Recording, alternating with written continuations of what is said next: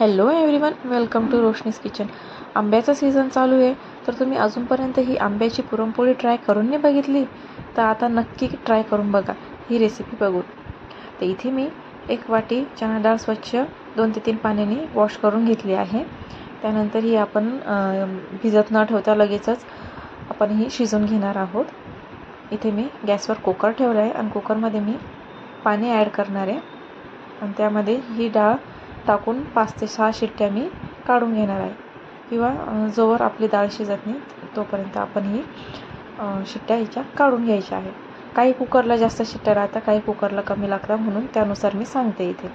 तर इथे मी त्याच्यानंतर थोडीशी चिमूटभर हळद आणि चिमूटभर मीठ ॲड करून घेणार आहे. हळदने काय होतं की आपल्या पुरणाला रंग फार छान येतो, त्यामुळे इथे थोडीशी हळद नक्की ॲड करा. आणि हे सगळं मी व्यवस्थित मिक्स करून याला थोडीशी उकळ आली का याचं लगेच मी झाकण लावून देणार आहे. तर ही आंब्याची पुरणपोळीसुद्धा आपल्या साध्या पुरणपोळीसारखीच फार चविष्ट आणि छान लागते, तर तुम्ही नक्की ट्राय करून बघा. इथे मी कुकर लावून 5 ते 6 शिट्ट्या काढून घेणार आहे आणि जोपर्यंत आपली डाळ शिजते तोपर्यंत इथे आपण लगेच कणिक मळायला घेऊया. इथे मी गव्हाचं पीठ घेतलं आहे 1 वाटी आणि त्यातच 1 वाटी मैदा पण मी ॲड करते. तुम्हाला हवा असेल तुम्ही पूर्ण मैदा पण घेऊ शकता किंवा पूर्ण गव्हाचं पीठ पण घेऊ शकता. इथं मी दोन्ही हाफ घेतलं आहे. त्याच्यानंतर कणिकमध्ये मी थोडंसं चवीनुसार मीठ ॲड केलं आहे, म्हणजे अगदीच चिमूटभर मीठ टाकलं आहे आणि हळद पण टाकली आहे. ती नेमकं हळद टाकताना व्हिडिओ स्टॉप झाला होता, त्यामुळे तुम्हाला इथं दिसलं नसेल, पण मग कणिकला कलर येण्यासाठी मी यात हळद पण टाकलेली आहे. तर इथे कणिक आपल्याला 7 ते 8 मिनटं किंवा त्यापेक्षाही जास्त व्यवस्थित मळून घ्यायचे आहे. ॲटलिस्ट 10 मिनिट्स तरी आपल्याला ही कंटिन्यू मळत राहायची आहे. कणिक आपली अगदी मऊ लुसलुशीत व्हायला पाहिजे. त्याच्यानंतर मी इथे कणिक एका बाउलमध्ये काढून त्यामध्ये 1 ग्लास पाणी ॲड केलं आहे. आपलं कणिक बुडेल इतपत आपल्याला पाणी टाकायचं आहे. हे तुम्ही तुमच्याकडे वेळ असेल तर तुम्ही 1 तास हे असं ठेवू शकता पाण्यामध्ये. तर इथे मी लगेच थोडासा गूळ घेणार आहे. तुमचा आंबा कितपत गोड आहे त्याच्यानुसार आपल्याला इथं गूळ टाकायचा आहे. तर इथे गूळ तुम्ही किसणीने किसून घेऊ शकता. मी इथे हा नाईफने अशा पद्धतीने कट करून घेते. तुम्ही बघू शकता व्हिडिओमध्ये अशा पद्धतीने आपल्याला कट करायचं आहे. आणि जेवढा वेळ आपण आपल्या साध्या पुरणपोळींना लागतो तेवढाच वेळ ह्या मँगो पुरणपोळीलाही लागतो. सो आता सीझन आहे तर नक्की ट्राय करून बघा. तर इथे मी 1 आंबा घेतला आहे. हा आंबा आमचा घरचाच आहे, तर तुम्ही कुठलाही आंबा घेऊ शकता इथे. आता आंब्याचे मी असे काप करून चमच्याने असे त्याचा पल्प काढून घेतला आहे. इथे मी थोडी व्हिडिओ फास्ट करून दाखवते तुम्हाला, आपला जास्त वेळ नको जायला त्यामुळे. तर अशा पद्धतीने सगळा पल्प मी इथे काढून घेतला आहे आणि तो इथे मी चमच्यानेच असं त्याला स्मॅश करून घेते. तुम्हाला हवा असेल तर तुम्ही हा मिक्सरमध्ये पण 1 राऊंड फिरून घेऊ शकता. तर तुम्हाला ही व्हिडिओ कशी वाटली मला नक्की सांगा. व्हिडिओला लाईक करायला विसरू नका आणि चॅनललाही नक्की सबस्क्राईब करा. तर इथे आपली डाळ शिजली आहे, तुम्ही बघू शकता. तर इथे मी तुम्हाला एक काढून दाखवते का आपली डाळ अशा पद्धतीने शिजली पाहिजे, म्हणजे अशीच बोटात घेतली की लगेच ती अशी प्रेस झाली पाहिजे, लगेच फुटली पाहिजे.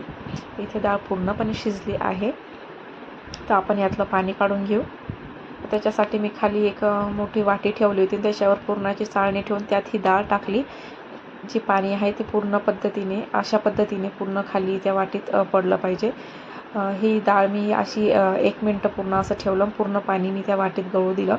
त्यानंतर इथे कढई ठेवली मी गॅसवर, त्यामध्ये ही डाळ आपल्याला ॲड करायची आहे.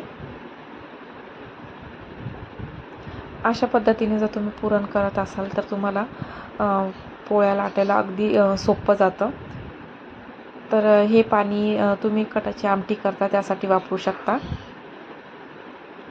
तर इथे मी ही जी डाळ टाकली ती चमच्यानेच अशी प्रेस करून घेणार आहे थोडंसं, म्हणजे पुरण जेव्हा आपण गाळू चाळणीमध्ये तेव्हा ही प्रोसेस सोपी जाईल.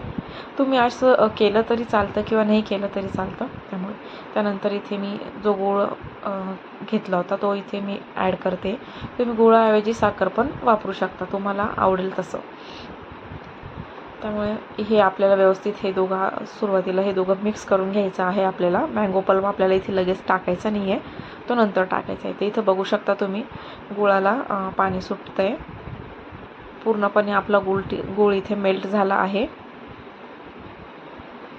अशा पद्धतीने आपल्याला पुरण करायचे आणि हे आपल्याला कंटिन्युअस चमच्याने मिक्स करत राहायचं आहे, हलवत राहायचं आहे. त्याच्यानंतर इथे पल्प ॲड करून घ्या आणि पुन्हा व्यवस्थित मिक्स करा. आता जोपर्यंत हे मिश्रण आपलं कोरडं होत नाही तोपर्यंत आपल्याला हे मिक्स करत राहायचं आहे. फक्त एक लक्षात राहू द्या की कंटिन्यू आपल्याला असं चमच्याने हलवत राहायचं आहे, मिक्स करायचं आहे, नाही तर मग पुरण जे आहे ते लगेच खाली कढईला चिटकतं. म्हणून तिथे बघू शकता हळूहळू आपलं पुरण घट्ट होत चाललं आहे. इथे जास्ती काही नाही, 5 ते 7 मिनटं लागले आहे. त्यानंतर असा चम्मचामध्ये ठेवून बघायचा. जर आपला चम्मच प्रॉपरली उभा राहिला स्ट्रेट तर समजून जायचं की आपलं पुरण इथे रेडी आहे. तर इथे मी सगळं पुरण हे वाटीमध्ये गाळून घेणार आहे. तर इथे मी चाळणी ठेवली आहे. पुरण थोडंसं गार होऊ दिलं मी सुरुवातीला आधी कढईमध्येच. त्यानंतर हे चाळणीत टाकून हे मी सुरुवातीला चमच्यानेच आपल्या पळीनेच गाळून घेणार आहे. त्यानंतर हाताने हे पुरण गाळून घेतलं आहे, तुम्ही बघू शकता अशा पद्धतीने. इथे आपली कणिक पण रेडी आहे. इथे कणिक माझी जवळपास 20 ते 25 मिनटं पाण्यात पूर्णपणे भिजली आहे व्यवस्थित. तुमच्याकडे वेळ असेल तर तुम्ही ही 1 तास पण ठेवू शकता. तर इथे थोडंसं त्याला कोरडं पीठ लावून पुन्हा ही कणिक व्यवस्थित मळून घ्यायची आहे. 2 ते 5 मिनटं व्यवस्थित पुन्हा मिक्स करून घ्यायची आहे, मळून घ्यायची आहे.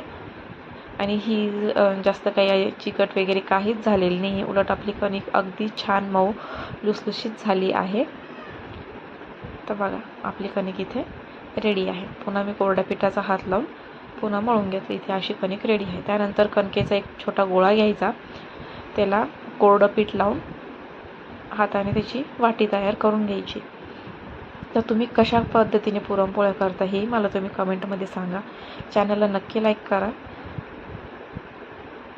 तर इथे मी पूर्ण असा गोळा घेतला आहे, त्या वाटीमध्ये टाकून असं प्रेस करून घेणार आहे बोटांनी आणि वरतून त्या वाटीने असं मध्ये प्रेस केलं की लगेच वाटीचं तोंड वरतून बंद करून घेणार. आपण मोदक कसं करतो त्यासारखं हे करून घ्यायचं आहे.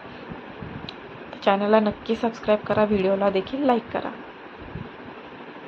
तर असं हाताने प्रेस करून घेतलं आणि याला सुरुवातीला मी मस्त कोरडं पीठ लावून हलक्या हाताने व्यवस्थित लाटून घेणार आहे. तुम्ही व्हिडिओत दाखवल्याप्रमाणे तुम्ही बघू शकता. अशा पद्धतीने पुरणपोळी जेव्हा आपण करतो ना तर पुरण जे आहे ते पूर्ण काठापर्यंत जातं, पूर्ण पोळी ते पुरण पसरतं आणि पोळी पण अगदी चविष्ट लागते खायला. नाही तर काही वेळेस काय होऊन जातं का पुरण जे आहे ते काठापर्यंत जात नाही आणि काठ हे कच्चे राहून जातात, मग ते खायच्या वेळेस कडक लागतात. त्यामुळे अशा पद्धतीने तुम्ही नक्की पोळी करून बघा, आंब्याची पोळी या सीझनमध्ये. तर इथे मी तव्यावर पोळी टाकली आहे आणि वरतून लगेच तुपाची धार सोडणार आहे. तुम्ही इथे तुपाऐवजी तेल पण वापरू शकता, तुम्हाला जे आवडत असेल ते. इथे दोन्ही बाजू आपल्याला व्यवस्थित भाजून घ्यायची आहे. एक पोळी माझी रेडी आहे. मी लगेच दुसरी पण पोळी टाकली. तर इथे आम्ही पोळी खाणारे 2च मेंबर आहोत, त्यामुळे जे इन्ग्रेडियंट्स मला लागले किंवा ते कमी लागले तर तुम्ही तुमच्या आवडीनुसार किंवा तुम्हाला किती पोळ्या करायच्या त्यानुसार तुम्ही इन्ग्रेडियंट्स हे कमी जास्त पण करू शकता. आता इथे मी पटापट पोळ्या लाटून घेतल्या आहे. इथं माझ्या बेबीला पण भूक लागली होती तर तिची पण खूप घाई चालली होती. इथे माझ्या एवढ्या इन्ग्रेडियंट्समध्ये 4 पोळ्या झाल्या होत्या. आता बघू शकता. Thanks for watching.